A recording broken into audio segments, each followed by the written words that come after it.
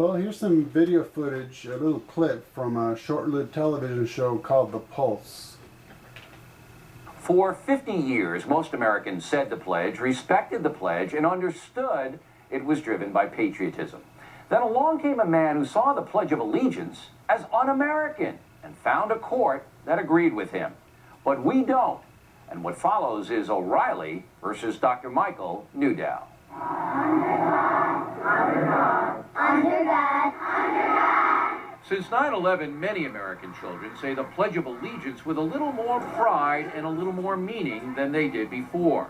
With liberty and justice for all. But if emergency room doctor Mike Newdow has his way, the words "under God" will be surgically removed from the pledge.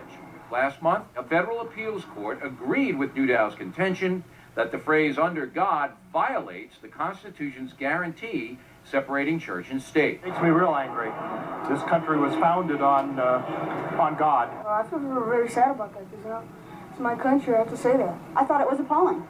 It's the stupidest thing I've ever heard. But Newdow isn't stopping. He wants to ban "In God We Trust" on American money and prevent the president from saying a prayer during the inauguration. This self-styled patriot seems to be wearing his moniker of the most hated man in America like a badge of honor.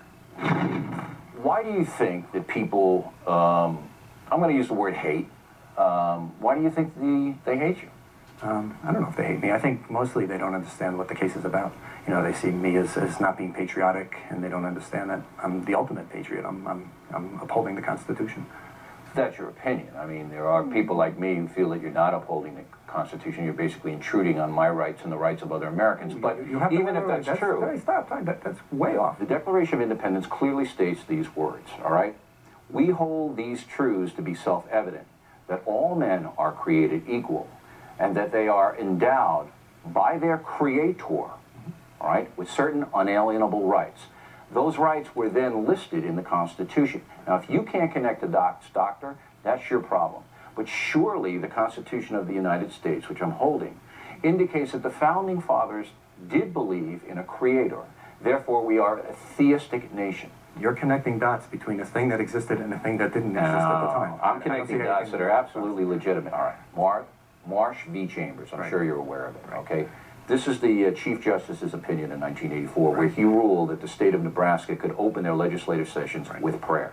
The use of prayer is embedded in the national history and tradition. So you say there's not a theism based upon our country. We're not a theistic nation. Yet the Chief Justice disagrees with you, right? No, he didn't say our nation is founded on it. He said that individuals have used prayer throughout our history. Okay, it's embedded in history. It's been overturned anyhow. In fact, the doctor is engaging in his own little spin. Although some justices have criticized Marsh versus Chambers, that ruling has never been overturned.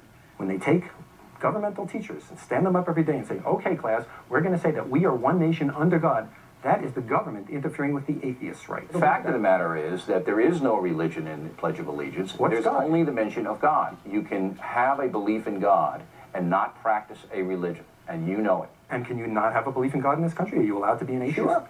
Being an atheist, you cannot make the distinction between a religion, which is an organized body, and a concept that there's a creator. You can't make the distinction, and that's where you're wrong, and that's where you're intruding on my rights. And the Christian who says you don't make the distinction between Jesus and, the Jesus that's in the That has nothing to do with the government. Has nothing to do with the Constitution. If you don't like Christians, that's your point of view. I have nothing against Christians or theists. You're dragging in a certain religion, and I'm telling you that a religion is not the same. Choose Islam. Choose anyone you want, all right? It's not the same. Could the teachers every morning say, let's face Mecca, get on our knees, and go, one nation under Allah? You're going off on tangents. That's not a tangent, it's a perfect analogy. Making my child come to class and say, you are one nation under God, that's not intruding on religion. That's not religion. But that's not far worse. Religion. Why can't you get that? That's not It's not your view of you. Why can't you understand that? To me, that's as offensive as to the Jew, one nation under Jesus. I don't care what's offensive to you. I don't want you intruding on my right to be an American. Go say under God all you want. I couldn't care less about you. I care about you taking my tax dollars, taking my teachers, governmental agents, and standing there and telling them we are one nation under God. You hate religion. You hate it. No, I'm religious. In what way? In the way I live my life. I mean, atheists happen to believe in brotherly love. I mean, people seem to have this. But that's not a religion, is it? Is atheism a religion? I consider it a religion.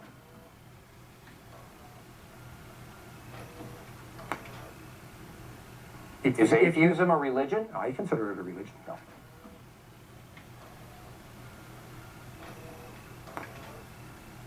Atheism a religion? I consider it a religion. No, you're crazy. Atheism is, look you it up in the define- dictionary, I have. doctor. It's If you not define religion believing as in God. if you require a You don't belief even in know God, what an atheist is. You don't even know what the word means. Oh, okay. Well, in any event, Look it up in the dictionary. I have many times. It doesn't say anything about religion in atheism. Time for another time out. We checked not only Webster's, but several dictionaries, and nowhere did the word religion appear under the definition of atheism. What you're doing is a tortured, basically. no, what you're doing is tortured trying to get explanation. me to have this obligation to believe in God. No, I don't want to do I'm it. trying okay? to get you to think clearly. You I'm don't even know trying what to this tell you- country's about. This country is about religious freedom. That's why they have a And First you Amendment. have it. I And don't you have have it. I don't have it when But you government know what? tells me that I... So why is it not okay for government to say one nation under Jesus? Why is that not okay? It's not okay because it's establishing a Christian tie to the And government. this is establishing a theistic, whatever you just It said. is based on theism. That's what our But it's government's based yeah, on. everyone complains. Judeo-Christian law. That's your interpretation. No, that's what it is. Where is that in the Constitution? All right, final question. Okay. When this is overturned, all right, what will you say then? That you're wrong? No, the Supreme Court will be wrong, but they're Okay. not going to The Supreme Court will be wrong, but you'll still be right, right? They're not going to say that. Most legal experts think the way we do, that the Supreme Court will reverse the decision. God willing, of course. Bill's back later.